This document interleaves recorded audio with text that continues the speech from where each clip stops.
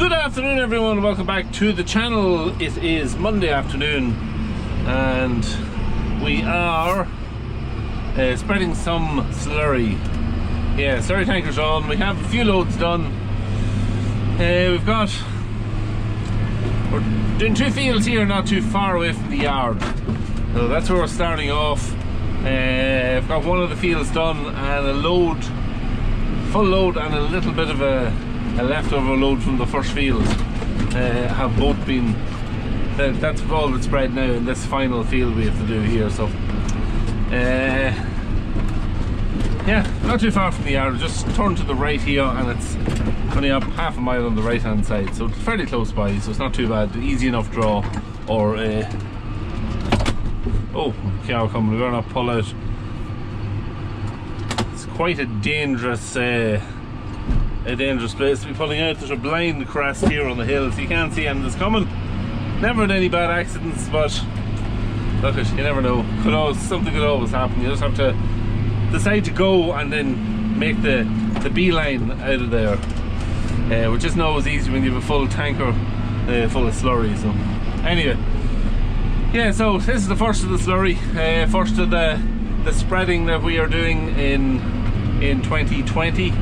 First of the field walk actually we're doing in 2020, which is always nice. It's always nice to get back out in the field and to get spreading and just doing anything really, because kind of get it's kind of like a cabin fever you get in around the yard all the time. The most that you ever have to do is maybe collect a load of potatoes, maybe a load of maize meal or something like that. So yeah, you don't have that much tractor work to do in the winter, especially once the slurry ban has come in.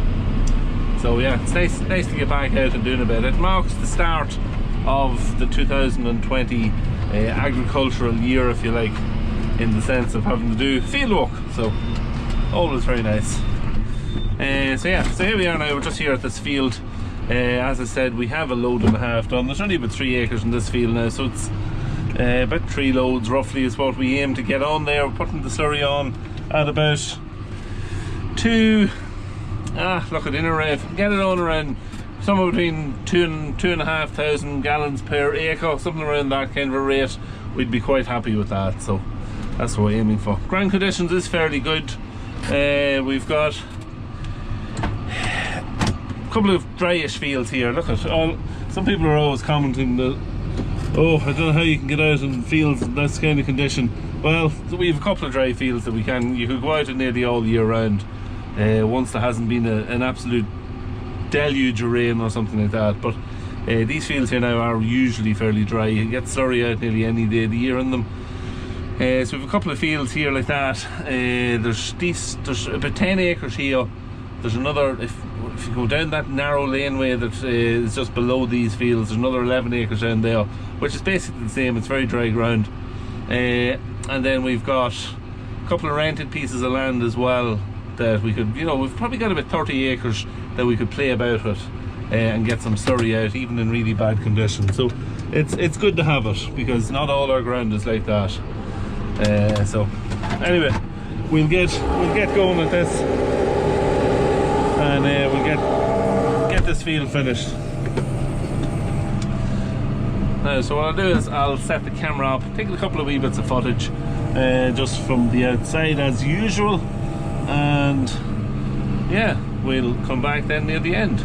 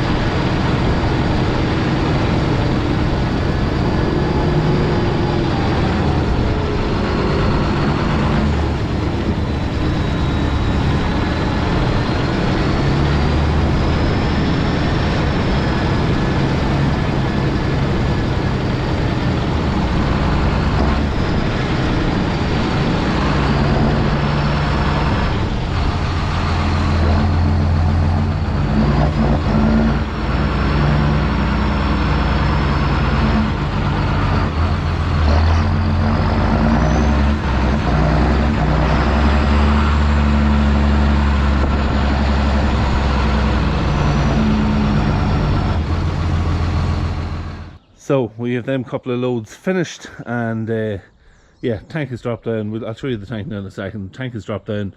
It's almost, I think, to about halfway. Tyres are a little bit of an issue now at this stage. You can see they're well down. Yeah, Michelin tyres, running from new, 4,500 hours on it. Distracted, done quite a bit of road work, so that wouldn't have helped. It's probably a little bit more on the back than there is in the front, but not much.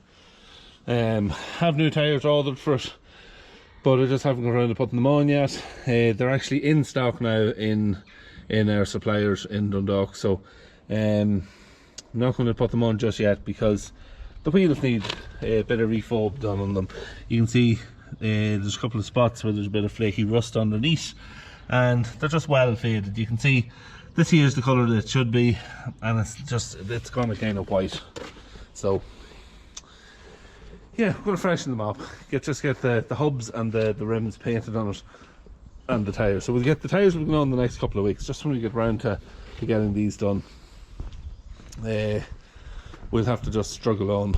Look, you can get it done, but you just have to be careful.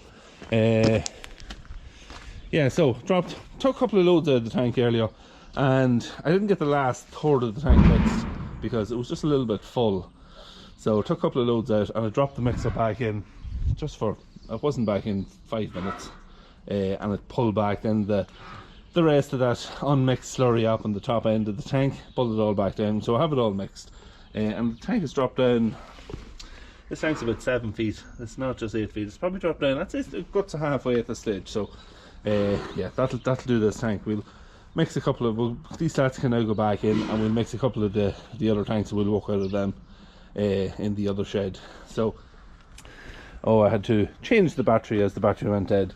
Yeah, so I had a couple of comments on the video I put up yesterday of the Slurry bin mixed, and they were asking me, why have I not got gang slats on this? Should have taken them off, get them off, they're dangerous. There is gang slats on this tank. These slats are on for, I think this shed here, this half of the shed was built in 1989 or so, 1989, 1990, so it's 30 years old. These slats are 30 years old. They're in very good condition. There's a couple of wee chips out of this near just where I'm going in and out, and because it's tight, you see where the couple of small chips, but overall the rest of the slats right in through the shed, perfect condition. And I don't see the point in having to change them unless I really have to. Probably what I might do in the future, I might just get a slat with an access point and stick it on here, even on the outside for now, and it would be a little bit safer. So I do agree that it isn't the safest setup in the world, lifting out to 3 single slats and having it all open when you could just have a little manhole to stick the mixer into. So I do agree with that. And down the road it will be something that we will have to do, I think, just for a safety point of view. So yeah, that's really it. I didn't get to answer all the questions. I think there was 50 questions asked on that video, so I'll sit down and go through them tonight and try and reply back to everybody if I can. So that's it. That's all the video there is today of the Slurry. I will be at Slurry for the next couple of days, I would imagine, and I'm going to get the drone out, get a bit of drone footage, and yeah, you can expect some more videos in the coming days. So yeah, as always, thanks for watching. Don't forget to hit the sub button, ring the little bell to get the notifications, and leave a comment down below if you have any questions. And of course, if you enjoyed the video, hit the like button. We will see you tomorrow. Take it easy.